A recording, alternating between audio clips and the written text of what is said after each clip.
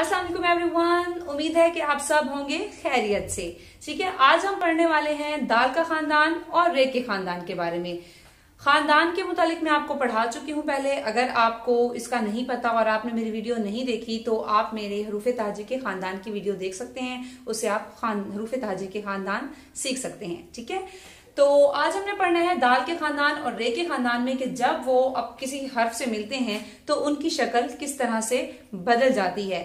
Mostly जो है बच्चों को कंफ्यूजन होती है दाल के खानदान में, क्योंकि जब दाल जो है वो किसी हर्फ से मिलता है आखिर में होता है, हमेशा दाल जो है वो उससे अगला जो है कोई लफ्ज नहीं मिलता। हमने शरारती हरूफ पढ़े थे, अगर आपने शरारती हरूफ की मेरी वीडियो नहीं देखी तो वो भी जरूर देख लें ताकि आपको समझ आ जाए कि दाल अपने बाद किसी हर्फ को क्यों नहीं मिलाता। ठीक है, दाल का खानदान पूरा। तो दाल का खानदान जो है जब वो किसी हर्फ के साथ मिलता है और वो आखिर में होता है तो वो अपनी शक्ल दाल के जैसी नहीं रहने देता। इसी तरह रे का खानदान जो है वो जब किसी हर्फ के साथ मिलता है और आखिर में होता है तो वो भी अपनी शक्ल जो है वो रे के जैसी नहीं रहने देता। तो चलिए चल के सीखते हैं कि दाल का खानदान और रे का खानदान जो है वो अपनी शक्ल किस तरीके से बदल लेते हैं। जी, तो यहाँ पर मैंने दाल का खानदान और रे का खानदान लिख दिया है।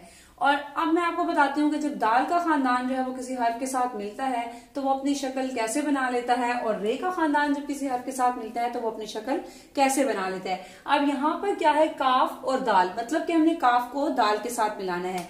अब दाल की शक्ल जैसे गुलाई में आती है, अगर हम इसको काफ के साथ मिलाते हुए ऐसे ही गुलाई में लिखते हैं तो ये लफ्ज ठीक नहीं होगा। इस तरह से इसको नहीं मिलाया जाता। ठीक है, इसलिए जो है काफ को हम मिलाएंगे दाल के साथ जब, तो दाल की शक्ल जो है वो रे जैसी हो जाएगी। काफ को हम मिलाएंगे जब तो इसकी शक्ल हो जाएगी रे जैसी। हम इसको ऐसे मिलाएंगे, ये बनेगा काफ दाल। ये देखिए इसकी शक्ल सेम रे जैसी हो गई है। दाल का खानदान जब भी किसी हर्फ के साथ मिलेगा उसकी शक्ल रे के खानदान जैसी हो जाएगी। ठीक है, इसी तरह अब यहाँ पे हमने काफ के साथ दाल को मिलाया है। ठीक है, अगर इस तरह की शेप बनी हुई है तो आपने कभी नहीं सोचना कि ये काफ रे लिखा हुआ है, क्योंकि काफ रे जब हम लिखेंगे, यहाँ पे मैंने ये भी मेंशन किया है कि काफ को अगर ये किसी भी हर्फ को हम रे के साथ मिलाएंगे तो रे जो है उसकी शक्ल सीढ़ी के जैसे बन जाती है। जैसे सीढ़ियों के ऐसे स्टेप होते हैं, इसी तरह जो है रे जो है वो जब किसी हर्फ के साथ मिलता है तो वो दो स्टेप्स बना लेते हैं। ठीक है, यहाँ पे मैंने आपको सिर्फ समझाने के लिए 2 से ज्यादा स्टेप बनाए हैं। तो अब हम मिलाएंगे काफ को, अगर हम बिल्कुल काफ के साथ रे मिलाते हुए अगर हम इसको ऐसे ही रे के जैसा ही लिखेंगे तो ये काफ रे कर नहीं होगा, बल्कि ये काफ दाल ही पढ़ा जाएगा। तो काफ को जब हम रे के साथ मिलाते हैं तो काफ रे कर ऐसे करके हम लोगों ने सीढ़ियों का स्टेप्स बना लेंगे। ठीक है, ये सीढ़ियों के स्टेप के जैसे आपने याद रखना है कि रे का खानदान जो है वो स्टेयर्स के स्टेप के जैसे जो है वो मिल जाता है। रे का खानदान जब किसी हर्फ के साथ मिलता है तो वो सीढ़ियों जैसे स्टेप बना लेता है। उसको सेम टू सेम अगर आप रे लिखेंगे तो वो दाल पढ़ा जाएगा, और जहां पर इस तरह दाल लिखा हुआ होगा तो आप इसको रे नहीं पढ़ना। फॉर एग्जाम्पल अगर कोई आप हर्फ पढ़ते हैं, लफ्ज पढ़ते हैं और आप देखते हैं कि किसी हर्फ के साथ इस तरह से ये बना हुआ है रे रे जे, तो आप उसको रे का खानदान नहीं पढ़ेंगे। आपने ये याद रखना है कि रे का खानदान जो है वो सीढ़ियों के जैसे बन जाएगा, इसलिए ये रे नहीं बल्कि दाल के खानदान का लफ्ज है। दाल है, डाल है या जाल है। अब इसी तरह यहाँ हमने डाल के साथ सीन को मिलाया है तो हम डाल को रे के जैसा बनाएंगे। ठीक है, सीन डाल। अब ये इसको हम रे नहीं पढ़ेंगे, ये दाल डाल है। ठीक है, इसी तरह अब यहाँ पे सीन रे जब आप लिखेंगे तो रे बन जाएगा सीढ़ी के स्टेप जैसा।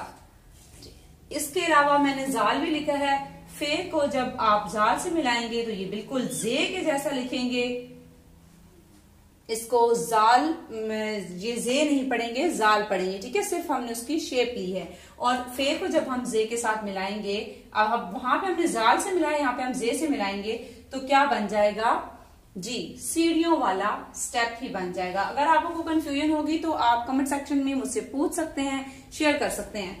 ठीक है, फे को हमने जब जे से मिलाया तो ये सीढ़ियों वाला स्टेप उसने लिया है। तो बच्चों की कंफ्यूजन आपने जरूर दूर करनी है कि अगर वो इस तरह दाल के खानदान को किसी हर्फ के साथ मिला हुआ देखें तो हमेशा बच्चे जो हैं वो उसको रे रे जे ही पढ़ रहे होते हैं, क्योंकि इसकी शेप रे के जैसी हो जाती है। तो आपने क्या याद रखना है और रखवाना है कि दाल का खानदान जब किसी हर्फ के साथ मिलता है तो वो रे के खानदान जैसा बन जाता है, और जब रे का खानदान किसी हर्फ के साथ मिलता है तो वो सीढ़ियों की तरह स्टेप्स ले लेता है। रे का खानदान जब जो है वो किसी हर्फ के साथ मिलता है तो वो आड़ी लकीर लेकर जो है वो नीचे की तरफ आ रहा होता है, सीढ़ियों के स्टेप्स ले रहा होता है। ठीक है, उम्मीद है आपको समझ आ गई होगी दाल के खानदान की और रे के खानदान की। तो मुझे दीजिए इजाजत, अल्लाह हाफिज।